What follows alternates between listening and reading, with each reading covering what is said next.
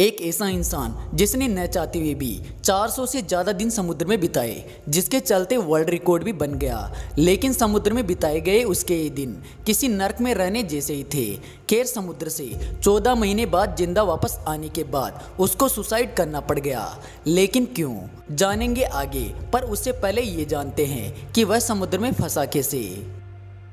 Specific ocean दुनिया का सबसे बड़ा ओशियन है और इस ओशियन पर आइलैंड्स की संख्या भी काफ़ी कम है और ये आइलैंड्स भी काफ़ी छोटे हैं और कुछ एक आइलैंड्स तो ऐसे हैं जहाँ पर आज तक कोई भी इंसान नहीं जा पाया है। स्पेसिफिक ओशियन का साइज 138 मिलियन स्क्वायर किलोमीटर है, जिससे अगर कोई स्पेसिफिक ओशियन में गुम हो जाए तो उसे ढूंढना लगभग नामुमकिन सा लगता है। लेकिन होजे सल्वाडोर अल्वारेंगा 14 महीने तक इस ओशियन में फंसा रहा, वह भी एक छोटी सी बोट पर, जो कि इतनी छोटी थी कि उसके अंदर आराम से लेटा भी नहीं जा सकता था। लेकिन होजे ने उसमें बैठे बैठे 14 महीने का समय बिताया और 14 महीने समुद्र में रहकर बाहर आने के बाद इसने एक वर्ल्ड रिकॉर्ड भी बना डाला। दरअसल कहानी की शुरुआत होती है 17 नवंबर 2012 को, जब होजो नाम का 36 साल का एक मछुआरा समुद्र में मछली पकड़ने के इरादे से छोटी सी बोट लेकर डीप ओशियन की तरफ निकल जाता है। इस दौरान उसके साथ उसका एक साथी भी था, पर इनकी नाव केवल 7 फीट की ही थी, इसलिए यह 30 घंटे में वापस आने का प्लान बनाते हैं और मेक्सिको के समुद्री किनारे से यह गहरे समुद्र की ओर लगभग 100 किलोमीटर दूर तक पहुंच जाते हैं। समुद्र में इतना दूर पहुंचने के बाद यह मछली पकड़ने के लिए जाल बिछाई रहे होते हैं, तब इनको अपनी ओर तेज तूफान आता हुआ दिखाई देता है, जिसको देखने के बाद होजे मछली पकड़ने वाला जाल भी वहीं पर छोड़ देते हैं और अपने साथी के साथ वापस समुद्री किनारे की ओर बढ़ने लगते हैं। अब होजे अपनी बोट को फुल स्पीड में चलाता है और वह 6 घंटे बाद किनारे से केवल 20 किलोमीटर दूर ही रह जाता है। लेकिन किस्मत आज उनके साथ नहीं थी।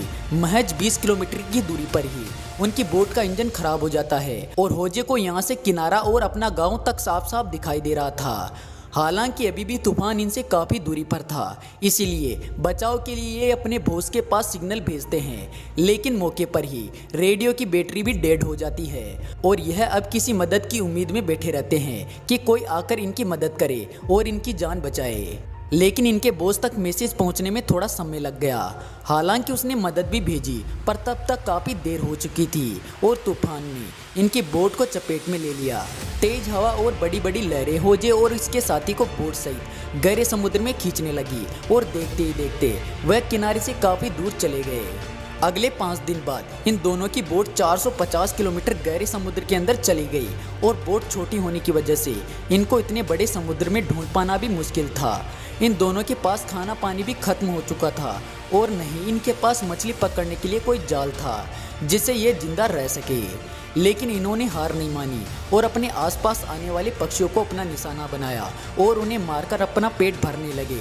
और पीने के लिए यह बारिश का पानी इकट्ठा करते थे और जब बारिश नहीं होती थी तब यह आसपास मौजूद मछलियों और केकड़ों को पकड़कर उनका खून पीते थे। लेकिन ये सब इतना आसान काम नहीं था। अब ऐसे ही इनको गहरे समुद्र में दिन और महीने बीत जाते हैं, पर अभी तक इनके लिए कोई भी मदद नहीं आती है, जिससे 4 महीने बाद हिम्मत हारकर होजे का साथी सुसाइड कर लेता है और अब होजे को भी समुद्र में फंसे हुए पूरे 6 महीने बीत जाते हैं। एक दिन होजे को अचानक एक कार्गो शिप दिखाई देती है, जिससे वह काफ़ी खुश होता है और अपनी पूरी जी जान लगाकर उस शिप की ओर सिग्नल देते हुए शोर मचाने लगता है। लेकिन बदकिस्मती से शिप काफ़ी दूर थी, जिससे होजे पर किसी का ध्यान ही नहीं जाता है और देखते ही देखते शिप होजे की नज़रों से ओझल हो जाती है। अब होजे ने जीने की पूरी उम्मीद छोड़ दी थी, लेकिन वह जैसे तैसे जी रहा था। उसे अब पैसिफिक ओशियन में फंसे हुए पूरे 11 महीने बीत चुके थे। खैर, ऐसे ही 3 महीने और गुजर गए और 30 जनवरी 2014 को होजे पानी में नारियल तैरते हुए देखता है, जिससे वह अंदाज़ा लगाता है कि उसके आसपास कोई न कोई आइलैंड जरूर है और होजे को वह आइलैंड जल्द ही दिख भी जाता है। अब की बार वह इतना घबराया हुआ था कि वह बोट से आइलैंड की ओर जाने के बजाय तैरकर वहां पर जाता है। जैसे ही वह आइलैंड पर पहुंचता है तो उसे वहां पर कुछ लोग मिलते हैं और वह उनसे बातचीत करता है। होजे के लिए ये काफ़ी अच्छा अनुभव था, क्योंकि उसने यह सब पूरे 438 दिन बाद महसूस किया था। आइलैंड का नाम इबोन अटोनी था। जहां तक पहुंचने के लिए होजे ने पूरे 11,000 किलोमीटर की यात्रा की थी। खैर होजे की किस्मत ही थी जो उसे इस आइलैंड तक ले आई, क्योंकि अगर वह इस आइलैंड को मिस कर जाता तो उसे अपने बचाव के लिए 5,000 किलोमीटर की और यात्रा करनी पड़ती, जो कि उसके लिए कतई आसान नहीं थी।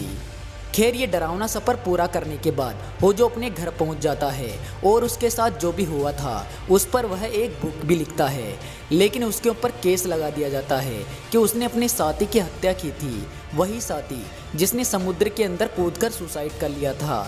पर होजो की अपील को कोई नहीं सुनता है और उसे जेल में बंद कर दिया जाता है और इसी से परेशान होकर होजो हिम्मत हार जाता है और वह भी आखिर में सुसाइड कर लेता है।